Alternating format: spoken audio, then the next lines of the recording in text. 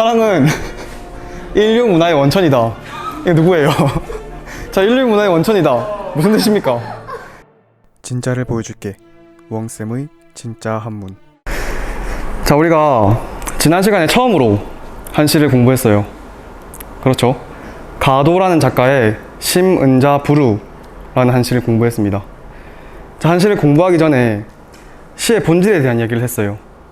시는 본질적으로 무엇인가? 뭐였죠? 감정의 표현. 맞습니다. 시는 본질적으로 감정이 폭발해서 나온 결과물이지 않을까라는 이야기를 했었어요. 그래서 시를 접근하는 가장 본질적인 방식은 시를 읽고, 시를 연구하고, 시를 공부하는 가장 본질적인 방식은 그 감정의 색채를 이해하고, 그 감정을 공유하고, 감정선을 따라가는 것. 그것이 가장 본질적인 접근이지 않을까라는 이야기를 했습니다. 자, 그런데 우리는 한시를 공부할 거예요. 한시는 굉장히 규범적이다. 규칙이 정해져 있다. 정형적이다. 라는 이야기를 하면서 한시를 제대로 읽기 위해서는 그 규범을 제대로 이해하는 것이 필연적이다. 라는 이야기를 했어요.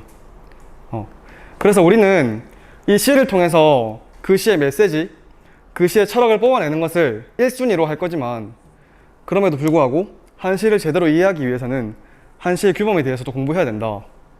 자, 이번 시간에는 한시의 규범에 대해서 어느 정도 이야기를 해보겠습니다. 자, 한시를 보면 어때 보여요? 어려워요.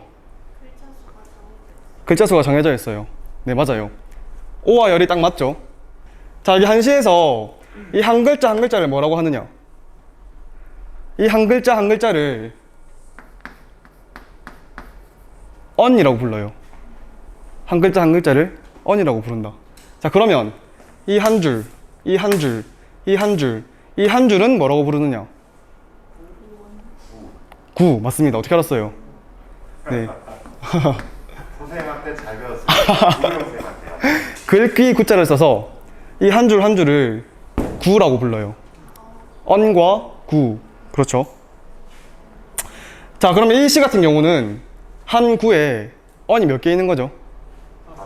5개. 여러분, 5원시 그리고 7원시 이런 거 들어보셨습니까?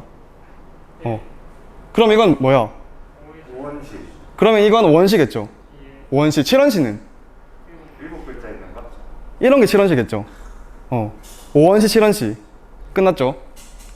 자, 그리고 지금 이 시들 같은 경우는 시 한 편이 총 몇 개의 구로 이루어져 있나요? 4개. 4개죠? 이렇게 한 시의 구가 4개로 이루어진 시를 우리는 절구라고 부릅니다. 절구. 그런데 이 한 시가 8개의 구로 이루어진 시도 있어요. 그런 시를 뭐라고 하느냐? 그런 시는 율시라고 부릅니다. 4구로 이루어지면 절구, 8구로 이루어지면 율시. 이해됐나요? 여러분, 한시는 기본적으로 굉장히 음악성이 있습니다. 오늘날 우리가 부르는 힙합, 랩 이런 것들과 많은 부분에서 공유하는 지점이 있습니다. 힙합에는 뭐가 있죠? 라임이요? 라임을 아십니까? 라임. 힙합, 랩 좋아하는 사람, 랩 잘하는 사람 있어요? 랩 해보세요. Yeah. The hip hop. 그때 분위기에 종이팩을 올리겠고 DJ 가습하게 따분하게 가둔 나의 작은 발에로 한국말의 그 발에 가득하게 담을 차례. 가득하게 담을 차례. 가득하게 담을 차례. 가득하게 담을 차례. 이런 게 라임이죠. 음악성을 살리기 위해서, 맛을 살리기 위해서. 근데 이 라임이 한시에도 있어요. 한시에서는 라임을 운자라고 불러요. 운자. 보통 운자는 1구, 2구, 3구, 4구가 있을 때 2구의 마지막 언, 그리고 네 번째 구의 마지막 언에다가 운자를 씁니다. 그래서 방, 장, 방, 장 이렇게 짝수구의 마지막 언에다가 운자를 써가지고 라임을 살립니다. 그리고 첫 번째 구의 마지막 언에는 해도 되고 안 해도 되고, 세 번째 구의 마지막 언에는 안 씁니다. 절구의 경우에 이렇고, 그렇다면 율식, 아까 율식은 뭐였죠? 8구가 맞아요. 구가 8개인 거. 그 경우에도 마찬가지입니다. 짝수구의 마지막 언에다가 운자를 씁니다. 2, 4, 6, 8에다가 마지막 글자에다가 방, 장, 방, 장, 뭐 양, 강 이런 식으로 씁니다. 마찬가지로 첫 번째 구의 마지막 언에다가는 써도 되고 안 써도 되고, 나머지는 안 씁니다. 이해됐나요? 자, 한시의 규범. 한시에는 언이 있고 구가 있고 운자가 있다. 그런데 한 구가 5개의 언으로 이루어지면 5원시라고 부른다. 7개의 언이면 7원시라고 부른다. 구가 4개면 절구다. 8개면 율시다. 그리고 운자가 있다. 짝수구의 마지막 언에다가 주로 쓴다 하는 거 배웠습니다. 규범. 자, 여러분이 꼭 알아야 하는 한시의 규범은 다 알아버렸습니다. 이제 두려울 게 없어요. 바로 시를 읽으면 됩니다. 자, 우리가 지난 시간에는 가도의 심은자 부루라는 한시를 통해서 인간의 고통에 대해서, 인간의 근본적인 고통에 대해서 얘기를 했어요. 이번 시간에는 사랑에 대해서 얘기를 할 겁니다. 사랑이라는 감정에 대해서 이야기를 해볼 거예요. 자, 조선의 인꼬 부부 유이춘, 송덕봉이라고 적혀 있네요. 제가 여러분에게 이렇게 한번 질문해 볼게요. 사랑은 땡땡이다. 이 땡땡 안에 있는 말을 채워야 돼요. 여러분이라면 그 안을 뭐라고 채우시겠습니까? 제가 나와드린 포스트잇, 거기다가 각자의 언어를 가지고 이 땡땡을 채워주세요. 채운 다음에는 그 포스트잇을 여기다가 붙여주세요. 제가 시간을 드리겠습니다. 좋습니다. 여러분은 사랑을 뭐라고 정의하시는지 궁금하네요. 오케이, 미로. 좋아요.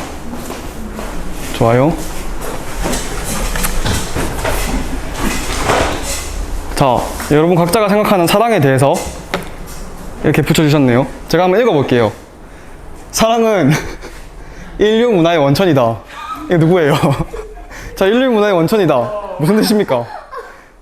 사랑은 복잡합니다. 복잡합니다. 단순하지가 않습니다. 그렇죠. 정답도 없고 네. 경우에서도 무한가지입니다. 그렇습니다. 아마 인류가 태어나서 지금까지 그 경우에 쓰는 뭐 몇 조 몇 억 뭐 셀 수도 없을걸요? 그렇습니다. 근데 그런 사랑이 만약에 정답이 있다면, 단조롭다면, 네. 지금까지 인류의 모든 뭐 문학, 문화, 음악, 영화, 네. 뭐 소설 네. 다 없어질걸요? 없어질걸요? 인류 문화의 원천. 인류 문화의 원천이다. 와, 박수. 또 그 다음, 사랑은 미로다. 누구죠? 저입니다. 자, 왜 미로입니까? 미로라는 것은 일단 사람들을 헤매게 하는 그런 장치인데, 사람들이 해결해야 하는 장치인데, 헤매게 하는 장치인데, 어떤 사람은 이제 미로의 입구에서 헤맬 수도 있고, 미로의 출구에서 헤맬 수도 있고, 출구에서 헤맬 수도 있는데, 그렇죠. 출구를 찾기 위해 헤매는 사람들은 이제 출구는 이제 사랑의 시작인데, 출구는 사랑의 시작을 찾지 못해 헤매는 사람. 사랑의 시작을 찾지 못해 헤매는 사람. 혹시 본인 아니죠? 같기도 하고. 좋습니다. 그 다음 사람은 사랑은 필수이다 라고 적었네요. 누구죠? 사랑이 필수이다. 사랑은 선택 아닌가요? 제가 생각하기에 그냥 결혼이 선택. 결혼은 선택인데 사랑은 필수다. 왜 그렇게 생각하십니까? 우리 살아가면서 사랑이라는 단어를 많이 볼 수 있는데 사랑을 해야지 결혼하지 않을까. 누구나 살아가면서 반드시 사랑이라는 과정을 겪어야 된다. 이런 얘기를 해줬네요. 자, 그 다음. 사랑은 아픔이다. 네, 사랑은 아픔이다. 아까 전 수업 시간에 다른 친구들과 사랑에 대해서 얘기를 나눠봤는데 아, 네. 그 친구의 사랑을 듣고 나니까 사랑이 아픔이라는 감정이 아. 느껴져서 이렇게 적었습니다. 아픈 사랑 이야기를 나누셨군요. 네, 맞습니다. 사랑은 아픔이다. 좋네요. 자, 마지막 친구는 사랑은 이해함이다 라고 적었어요. 지인가요? 네. 네, 사랑은 이해함이다.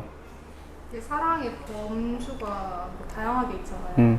뭐 신의 사랑 같은 제가 모르겠고 인간의 사랑 내라고 생각했을 때 그 관계가 꼭 뭐 어떤 이성 관계라던가 애인의 관계가 아니고 뭐 연인의 관계가 아니라 가족이 될 수도 있고 친구가 될 수도 있고 애완동물이 될 수도 있잖아요. 그러면 함께 하기 위해서 전제가 되는 거는 더 오래든 어떻게든 지켜지기 위해서 아니면 그 사람을 위해서 이렇게 하게 되는 노력은 상대방 입장에서 이해하려는 노력이 항상 동반되어야 한다고 생각을 하거든요. 이해하려는 노력이 없으면 사랑이 불가능하다. 이런 말을 하고 싶은 거군요. 네, 좋습니다. 좋아요. 우리 각자가 느끼는 사랑에 대한 감상이 있는데 이 감상을 기억하면서 오늘 이 두 사람의 사랑, 요이춘과 송덕봉이라는 조선의 한 부부의 이야기를 읽어보도록 하겠습니다. 송덕봉, 아내 송덕봉, 굉장히 뛰어난 사람이었어요. 아주 뼈대 있는 집안에서 뼈대 있는 교육을 받아서 논어, 맹자, 대학, 중용을 아주 어릴 때부터 달달 외우던 수재였습니다. 엄친딸이죠. 자, 이런 송덕봉이 16 되던 해에 유이춘을 만납니다. 결혼을 하죠. 유이춘도 굉장한 사람이었어요. 아주 탄탄한 가문, 뼈대에 있는 가문에서 뼈대에 있는 교육을 받아서 아주 어린 나이에 과거에 급제합니다. 조선을 이끌어갈 수재로 평가받던 인물, 유이춘. 그래서 엄친아와 엄친딸이 만난 거죠. 결혼을 했어요. 얼마쯤 사랑을 나눴을까? 이 남편 유이춘이 억울하게 귀향을 가게 됩니다. 아주 먼 곳으로 귀향을 가서 그때부터 젊은 나이의 유이춘, 송덕봉이 별거 생활을 시작합니다. 아주 오랫동안. 그 별거 생활을 하는 동안 이 송덕봉이 유이춘의 아버지, 유이춘의 어머니를 홀로 모십니다. 정성을 다해서, 최선을 다해서. 그리고 유이춘의 어머니가 돌아가셨을 때 그 어머니의 장례를 홀로 치릅니다. 정성을 다해서. 역할을 다했죠. 게다가 유이춘이 많이 걱정되는 거예요. 송덕봉이. 이 사람이 밥은 할 줄 아나? 빨래를 할 줄은 아나? 아무것도 못할 텐데. 그러면서 요정을 한 명 데려와가지고 그 요정을 보냅니다. 유이춘에게. 가서 밥도 해주고 빨래도 해주고 뒷바라지 좀 하거라. 이렇게 요정을 보냅니다. 그런데 이 요정과 유이춘 사이에 무슨 일이 일어난 건지 유이춘이 귀향 사례를 마실 때쯤에 이 여정과 유이춘 사이에 딸이 넷이었다고 합니다. 놀랍죠? 여러분이 송덕봉이었다면 기분이 어땠을 것 같아요? 인꼬가 아닌 것 같습니다. 다른 사람들은 아프네요. 아프세요? 사랑은 아픕니다. 콩가루이다. 당시에는 남성이 결혼을 했더라도 다른 여성을 성적으로 이렇게 희화화하는 거에 대해서 좀 열려 있었던 것 같아요. 그래서 뭐 유이춘이 별다르게 도덕적으로 비판을 받거나 하진 않았습니다. 하지만 송덕봉은 기분이 안 좋았겠죠. 자, 또 이런 얘기가 있습니다. 유이춘과 송덕봉은 편지를 굉장히 자주 주고받았습니다. 어느 날 유이춘이 이런 편지를 보냅니다. 부인, 우리가 따로 산 지도 오래되었는데 내가 지난 3개월 동안 단 한 번도 어떤 여자랑도 잠을 안 잤어. 다른 어떤 여자도 지난 3개월 동안은 만나지 않았어. 부인, 감사한 줄 아시오. 고마운 줄 아시오. 이런 남편을 만나서 행복한 줄 아시오. 이렇게 편지를 보냈어요. 송덕봉 뭐라고 답했을까요? 헛소리 하지 말라고. 헛소리 하지 마. 자, 이렇게 답합니다. 아이고 남편 참 고맙네요. 참 감사합니다. 내가 복이 많은 사람이군요. 뒤질래? 내가 지난 수십 년 동안 네 부모님 뒷바라지하고 네 어머니 장례 모시고 내가 너만 바라보면서 살아온 거 몰라? 근데 뭐라고? 3개월 동안 뭐라고? 죽고 싶나? 이렇게 답을 보냅니다. 유이춘이 그 편지를 받고 깜짝 놀라죠. 아, 내가 큰 죄를 지었구나. 내가 잘못했구나. 손발이 가루가 되도록 비는 편지를 다시 답으로 보냅니다. 또 이런 얘기도 있어요. 유이춘은 글을 굉장히 잘 적는 사람이었어요. 정말 뛰어난 시인이기도 했어요. 어느 날 시를 한 편 적었는데 그 시가 너무 마음에 드는 거예요. 이 정도라면 전국 어디에 내어놓아도 누구에게 내어놓아도 정말 최고라고 평가받겠다. 누구라도 이 시를 읽으면 눈물을 줄줄 흘리겠다. 그런 생각을 했어요. 또 아내에게 자랑을 해야죠. 편지를 보냅니다. 부인, 시를 적고 내가 이렇게 멋진 시를 적었어. 이렇게 멋진 남편이야. 고마운 줄 아시오. 복에 겨운 줄 아시오. 편지를 보냈어요. 그 편지를 받은 송덕봉, 그 시를 읽은 송덕봉 답을 합니다. 남편, 당신 시는 시가 아니야. 당신이 써놓은 건 시가 아니야. 시라는 것은 본디 마음이 살랑살랑 보일랑 말랑 읽힐랑 말랑 해야 그게 시지. 당신의 글은 당신의 마음이 너무 쉽게 읽혀. 당신 시는 시가 아니야. 그러고도 당신이 조선을 이끌어가는 수재라고 할 수 있겠습니까? 답을 받은 유이춘 깜짝 놀라죠. 분명히 최고의 시라고 생각하고 보냈는데 아니, 내가 신뢰하는 내 아내가 이런 답을 준다고? 최고의 시인데? 눈을 씻고 다시 자기 시를 읽어봅니다. 근데 아내 말이 딱 맞는 거예요. 시가 아닌 거예요. 깜짝 놀라죠. 그래서 그 뒤로 유이춘이 시를 쓰는 스타일이 완전히 바뀌었더라. 이런 이야기도 있습니다.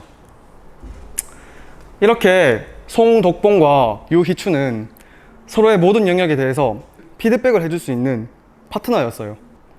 굉장히 날카롭고 차가운 이야기만 전해서 잘 모르겠지만 인고 부부라고 돼 있죠. 사실은 굉장히 깊이 있는 사랑을 나눴던 부부였어요. 오늘 두 편의 시에서 그 사랑을 읽을 수 있습니다. 남편이 사랑의 언어를 담은 시를 아내에게 보내주고 아내 역시 사랑의 언어를 담은 시를 남편에게 보내줍니다. 그 시를 지금부터 읽어보겠습니다. 제가 먼저 읽으면 여러분이 따라 읽을게요. 이 모주 1분 이 모주 1분 송우가 이 모주 1분 송우가 네, 제목입니다. 이 모주 1분 송우가 이 제목은 모주 한 동이를 집에 보내며 라는 뜻입니다. 이 자는 써 이자 모주 어머니 모자에 술 주자를 썼는데 우리 소주, 맥주 하는 것처럼 술의 한 종류예요. 모주라는 이름의 술이 있습니다. 1분은 한 일자에다가 양동이 분, 그래서 한 동이겠죠. 한 양동이.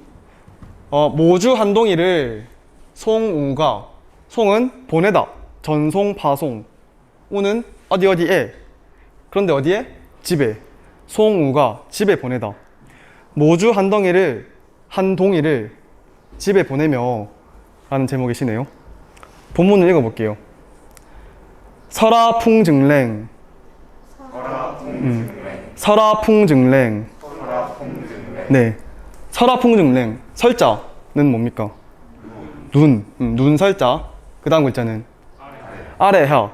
아래하인데 내리다라는 뜻도 있어요. 그래서 설하하면 눈이 내리다, 눈이 포슬포슬 내리는 거예요. 풍증랭, 풍은 바람, 증은 더하다, 증가할 때 쓰는 증자. 풍증냉, 랭자는 차갑다, 냉면, 찰냉자. 바람이 더욱 차갑다. 눈은 포슬포슬 내리고 바람이 더욱 차갑다. 눈은 내리고 바람 차가우니. 읽을게요. 사군 좌랭방. 사군 좌랭방. 사군 좌랭방. 사군, 사는 생각하다, 생각할 사자. 그런데 군, 자, 군은 2인칭 대명사입니다. 당신, 유, 공손한 2인칭 대명사 군자입니다. 그래서 사군 하면 그대를 생각합니다. 당신을 생각합니다. 그런데 어떤 당신? 좌랭방하는 당신을 생각합니다. 좌는 앉을 좌, 앉아 있는데 어디에? 냉방, 찰냉에 방방자를 써서 찬방에 앉아 있는 당신을 생각합니다. 찬방에 앉아 있을 그대를 생각합니다. 자, 4번째 구. 차료수품하. 차료수품하. 차료수품하. 차는 이것, 저것 할 때 쓰는 이것, this의 뜻입니다. 이 차, 이것 차. 료는 막걸리, 술이라는 뜻. 그래서 막걸리료, 료죠. 막걸리료. 차료, 이 막걸리. 수품하, 수는 비록 수, 비록 숫자. 품, 물건품, 품질품. 하, 하가 뭐였죠? 아래 하, 내리다 하, 그리고 떨어질 하도 있습니다. 낮을 하. 그래서 이 술, 이 막걸리가 비록 품질이 낮지만, 품질이 떨어지지만, 이 막걸리가, 이 술이 비록 품질이 낮지만, 마지막 구. 역족 난 한 장. 역족 난 한 장. 역족 난 한 장. 역족. 역은 또한 역, 역시 역. 그리고 족은 발족, 그렇죠. 발인데 만족 할 때도 이 족자를 씁니다. 그래서 넉넉할 족, 족할 족. 또한 족할 겁니다. 뭐 하기에? 난 한 장 하기에. 나는 따뜻할 난, 한은 찰한, 장, 속장, 내장장. 그래서 차가운 속을 따뜻하게 하기에 또한 충분할 겁니다. 또한 족할 겁니다. 눈이 포슬포슬 내리고 바람은 막 불어오네요. 너무 춥죠? 근데 찬방에 혼자 앉아있을 당신을 생각합니다. 내가 가진 이 술이 비록 품질이 많이 낮지만 그래도 이 술을 마시면 속은 조금 따뜻해질 거예요. 이런 내용의 시였습니다. 자, 이 시 역시도 저에게 한 시를 배운 사람이라면 이 시를 읽고 무슨 생각을 해야 합니까? 이 시를 통해서 우리가 알 수 있는 유이춘의 철학, 사랑을 대하는 그의 자세는 뭘까를 질문해야겠죠. 이렇게 물어보겠습니다. 제가 이 질문, 사랑은 땡땡이다 라는 질문을 유이춘에게 가서 했다면, 유이춘 씨, 사랑은 땡땡이다, 뭡니까? 했다면 뭐라고 답했을까? 뭐라고 했을까? 배려. 술, 사랑은 술이다. 좋네요. 글쎄, 많은 답이 있을 수 있겠죠. 저는 그래요. 저는 이 시를 읽으면서 아마도 유이춘이 그렇게 말하지 않았을까라는 생각이 들어요. 유이춘은 사랑은 맛있는 걸 먹을 때 제일 먼저 생각나는 사람, 사랑은 최악의 불행을 겪을 때도 제일 먼저 생각나는 사람, 그게 사랑이지 않을까요? 라고 답할 것 같습니다. 여러분, 정말 살이 잘릴 듯한 그런 추위를 경험해 보셨습니까?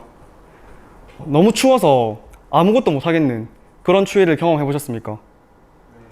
네. 그런 추위 속에 있으면 무슨 생각이 들어요? 아파요. 아파요. 맞습니다. 생각은 무슨 생각? 생각이 안 들죠. 죽을 것 같은데. 얼어가지고 죽을 것 같은데. 근데 유이추는 이 추위 속에서 아내를 생각합니다. 와, 너무 춥다. 너무너무 춥다. 내가 너무 추운데 우리 아내는 혼자 방 안에서 바느질 하고 있을 우리 아내는 얼마나 더 추울까? 내가 그 사람을 위해서 해줄 수 있는 게 없을까? 뭘 해줄 수 있을까? 아, 술이 한 병 있네. 이 술을 보내줘야겠다.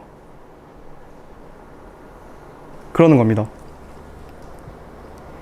내가 가장 큰 불행을 겪을 때도, 가장 큰 행복을 겪을 때도 제일 먼저 생각나는 존재, 그게 사랑이다 라고 말할 것 같아요. 자, 이 시를 받은 부인 송덕봉이 답시를 보냅니다. 그 시에 대해서 답시를 보내죠. 제목은 부인화시입니다. 읽을게요. 부인화시. 부인화시. 부인화시에서 부인은 여러분이 잘 아는 그 부인입니다. 남편과 부인할 때 부인. 화시, 화답할 화, 화답한 시. 그러니까 부인이 화답한 시, 부인이 대답한 시라는 제목의 시이죠. 읽어볼게요. 국엽수비설. 국엽수비설. 국엽, 국화 국자에 잎 엽자죠. 국한잎이 수비설. 비록 수, 날비, 눈설. 그래서 국한잎이 비록 눈에 날리지만, 국한잎이 눈바람에 날릴 정도로 춥지만, 그 다음에